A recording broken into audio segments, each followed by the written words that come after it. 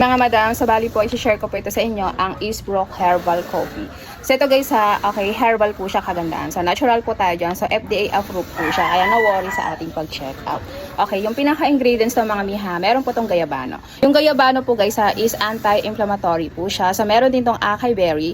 Yung acai berry po is pang boost ng immune system po ha.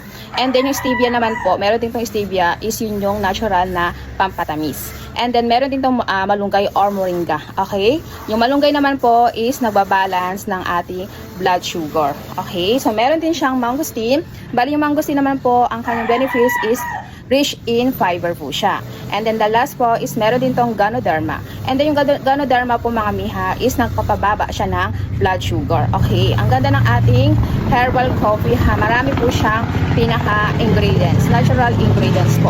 Pinaka-benefits naman ito mga sisiko ha. Okay? So makakaiwas po kayo sa high blood. Okay? Nakakatulong din sa digestion po natin. So nakakontrol yung ating pinaka-blood sugar. So pinapalakas din ang ating pinaka-resistensya. And then nagpapababa ito ng panganib sa stroke po. Okay? So and then nakakatulong din ito sa paghimbing sa tulog dahil sa mga ingredients na nabanggit ko po kanina.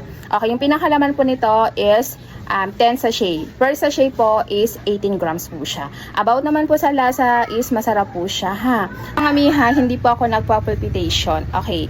Unlike po sa mga 3-in-1. Okay. Kaya very healthy coffee po siya. Simula din nag-take ako dito is ayun, maganda rin yung aking pinakatulog. Tapos everyday talaga ako nagbabawas. Ayan. So try nyo na yung mga mi. Ang ating Eastbrook Coffee Healthy Coffee. Ayan. Check out na tayo dyan. So, kung nagustuhan nyo, itry nyo mga miya. So, ang link po is nasa screen ng ating video.